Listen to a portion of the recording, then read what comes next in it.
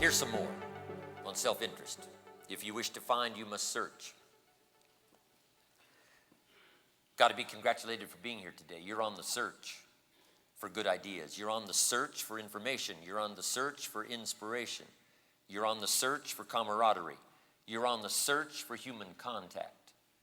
You're on the search for the vision. You're on the search for making it clear. And I appreciate that. And here's what it says. If you search, you will find. It is a promise. Now here's the last one on enlightened self-interest, and we'll move on to another subject. And that is, if you wish to receive, you must give. Giving is part of the human drama that is so extraordinary, it's beyond belief. The ultimate in giving is to give your life. But short of that, giving can take on the dimensions of something that moves the human heart and the human soul.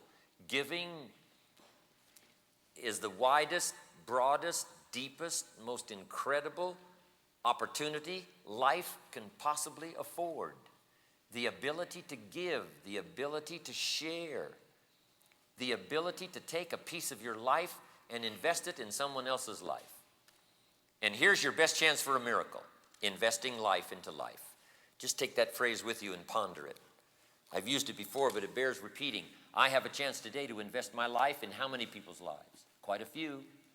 No telling how many miracles might come from this opportunity to invest a piece of my life into your life, to invest a piece of my experience into your consciousness, and let the genius of your mind pick that up along with the rest of what you've heard here on this special occasion, and see if you can't transform it into a tapestry.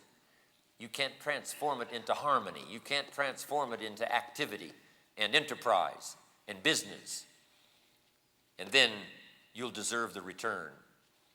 If you give, you receive. In fact, the prophet said this, it's much better to give than it is to receive. Now, for those that are not educated, that wouldn't make sense. But here's why giving is better than receiving. It's because giving starts the receiving process. That's why it's better. Giving does not mean it's gone. Giving means it's invested. What do we expect from an investment? A return. And here's the rest of it. A return multiplied. Now, here's the last part of enlightened self-interest that is so important. All sophisticated people would say, I wish to pay fair price for what the paying will make of me. Just make that note. I wish to pay fair price. You're going to be asked to pay, not just the cost of being here in time and money.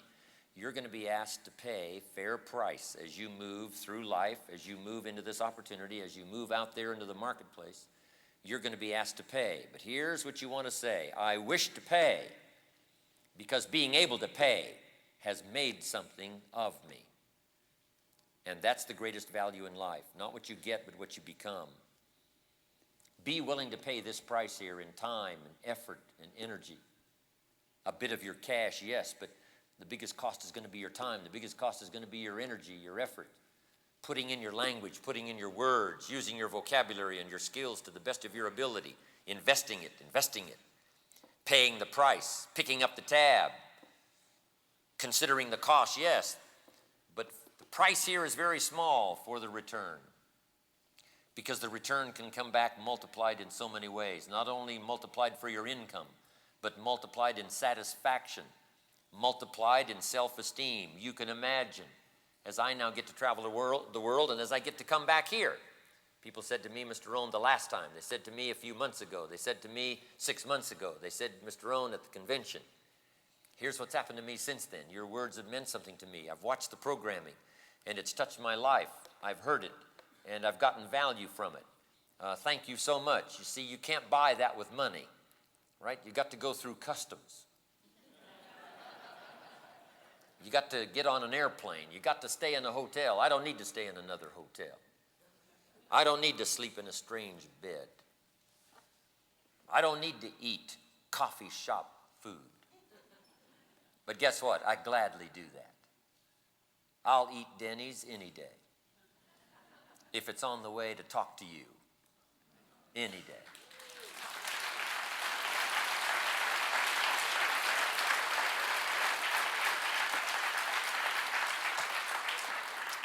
Small price to pay to put up with a few inconveniences. Small price to pay on a daily basis to put out the energy and to put out the effort for someone to say, your life experiences was meaningful to me, here's what's happening. Small price to pay for the return. Now that we live in an extraordinary country, now that you have a hold of an extraordinary opportunity, and now that you've got a chance to be around extraordinary people who share among themselves extraordinary ideas, there's no reason why the small price that it's going to cost here in time and effort and energy cannot give you a return beyond your imagination. Little did I know growing up in the farms of Idaho that the return for me would be so gigantic.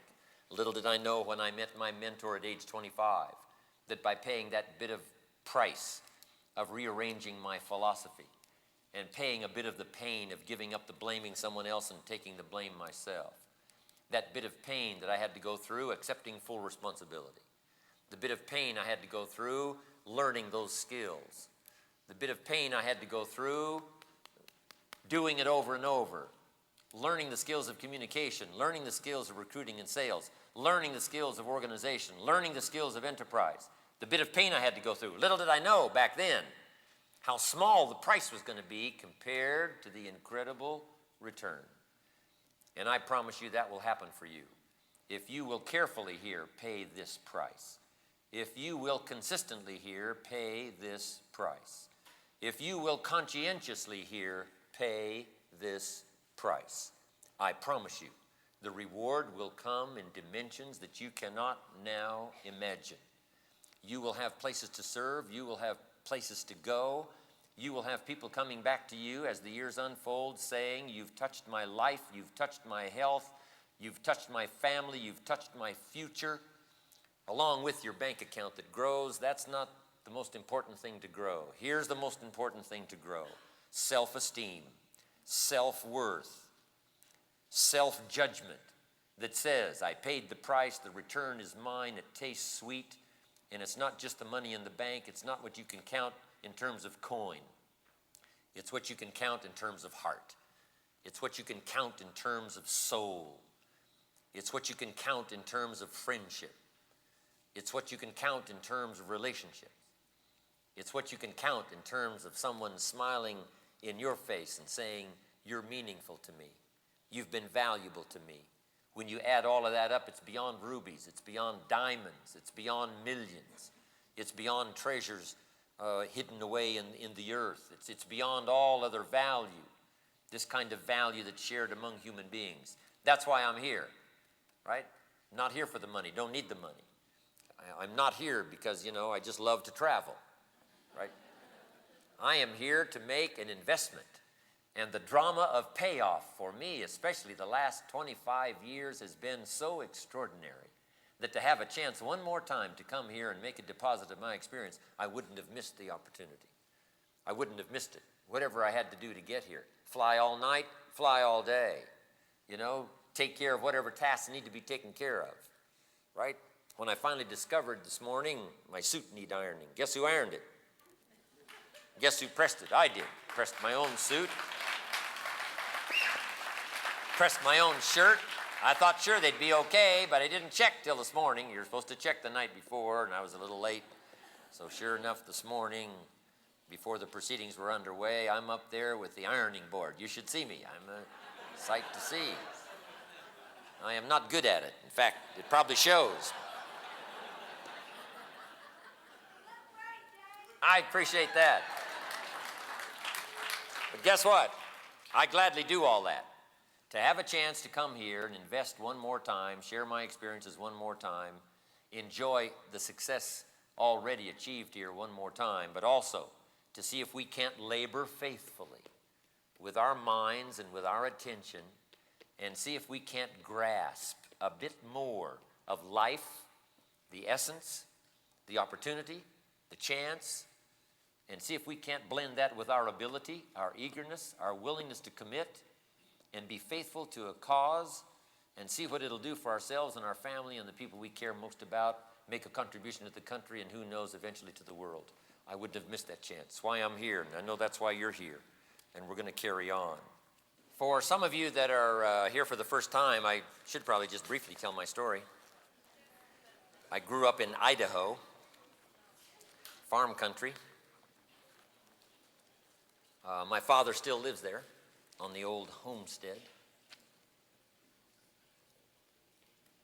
He just turned 92 a few months ago. And I was on the other side of the world, but when I got back home, just a little while back, he was so proud to show me he got his driver's license renewed for 4 years. Till he's 96. So he's excited about that. Anyway, I went to high school, this little farm community, southwest Idaho. Our farm overlooks the Snake River. Neat place to grow up. I was born in Yakima, Washington. But my parents moved to Idaho when I was 1 year old, so I grew up there.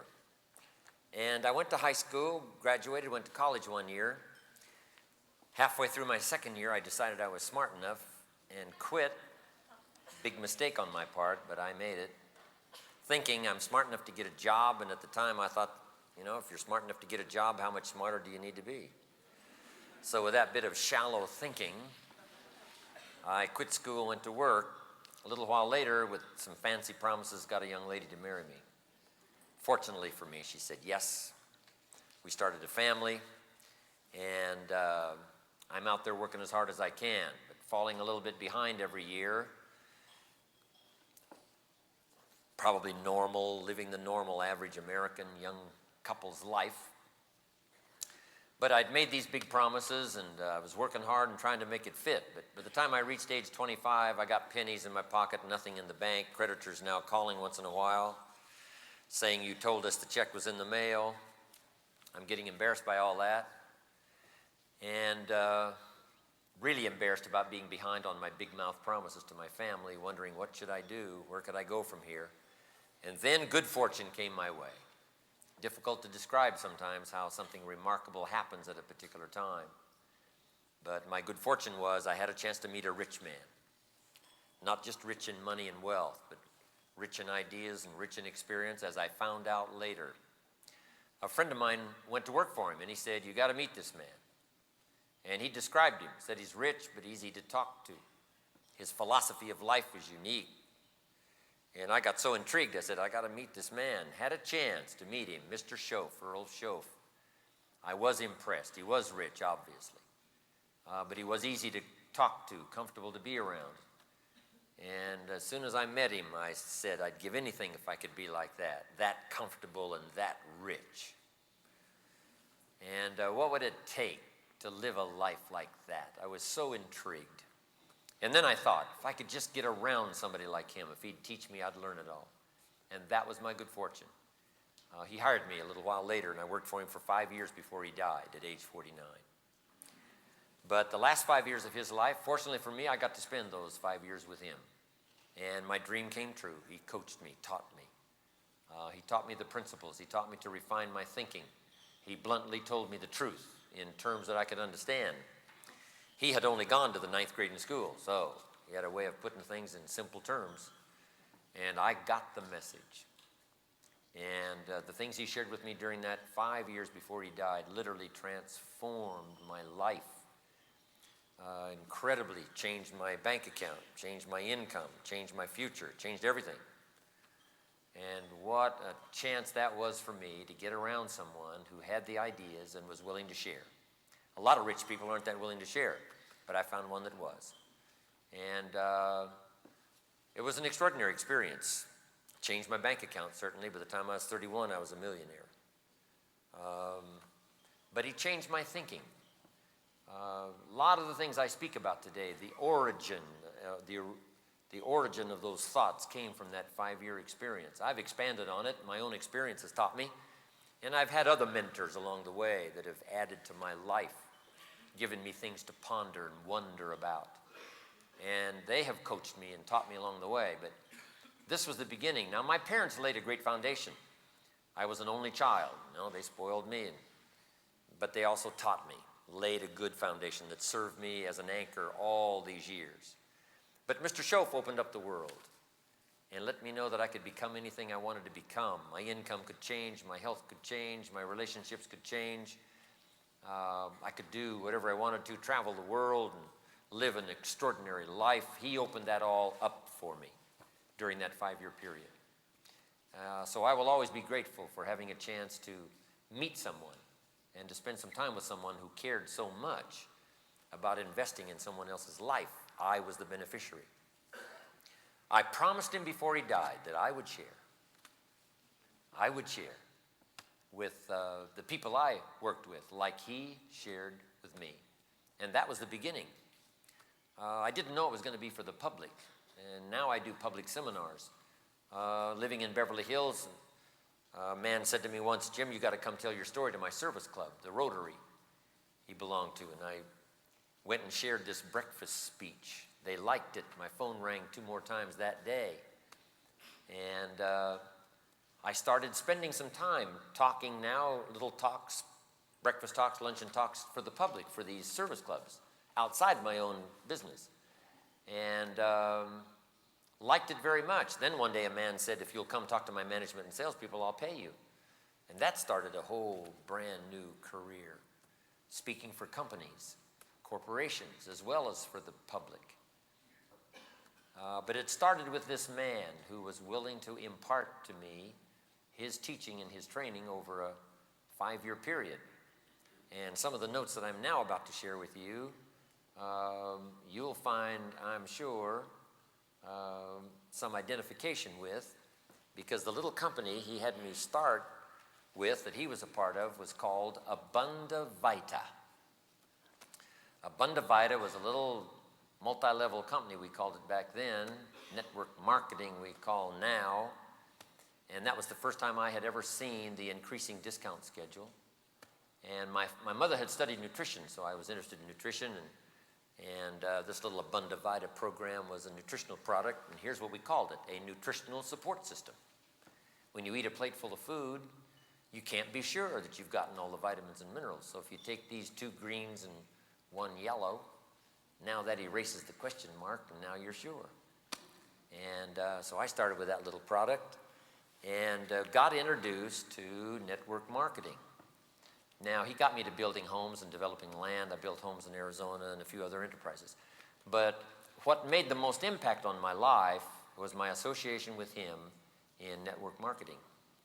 And he sold me on the fact that I could make a fortune, farm boy from Idaho, raised in obscurity to the rest of the world, limited education, 1 year of college, that didn't matter, that I could use this new plan. And back then, the increasing discount schedule and network marketing was fairly new. One of the old originators was Nutrilite. Nutrilite was the forerunner of the big daddy now, Amway. But it was just getting started back there in those early days. The increasing discount schedule, multi-level, home-based business, start part-time, and I learned it. Now, I've done a lot of other things in terms of enterprise, from fine jewelry to the taco business, and you can't be much more diversified than that.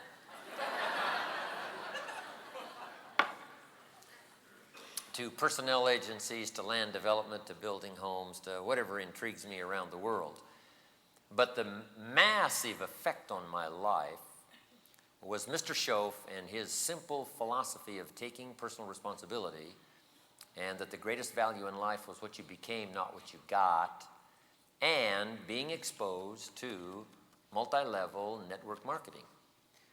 It was absolutely extraordinary. I got so excited, I could hardly sleep nights that first year. I multiplied my income by 5 first year. I started part-time. My first goal was to make as much money part-time as I was making on my full-time job. I did that in about 4 or 5 months. My next goal was to make twice as much money part-time as I was making full-time. I did that in about 7 or 8 months. Now I'm still reluctant to go full-time. And the reason? I didn't want to give up my story. if I could show you a way to make twice as much money part-time as you're making full-time, would you be interested in at least taking a look? I'm telling you, I could recruit anything that breathed. At least I could get them to look. So finally, it didn't make sense not to go full-time, but I was reluctant. I wanted to keep that story, making twice as much money part-time as I was making full-time. Now, I didn't have much of a challenge because I wasn't making that much money. By the time I ended the first year, though, I did multiply my income by 5. Now, it didn't take all that much to multiply it by 5 because I was a clerk in a store working for Sears when I met Shof off the farm, so I wasn't doing very well. But anyway, what a drama that was on my life. And my other enterprises are all special to me in all the things I've done. Mr. Shof gave me an entrepreneurial idea. He said, find a uniquely talented person and build a company around him. My home building company in Arizona was such an enterprise. And give them a piece of the action, set it up and go for it. What a time saver that turned out to be later. Because I used to start something and try to find somebody. He said, no, find somebody and then start something. So I did that. And now, of course, in Idaho, it's agriculture and livestock. My neighbor and I are going to probably put a little vineyard in. Idaho's getting to be famous now for its wines. A little place called Saint Chapelle. Neat little place.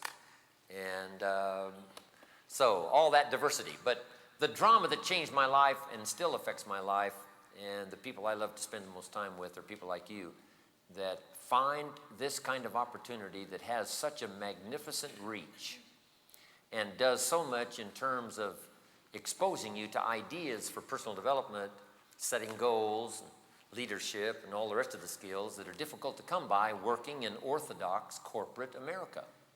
Now, orthodox corporate America is part of the stability of America, and it's part of the scene, it's part of the marketplace.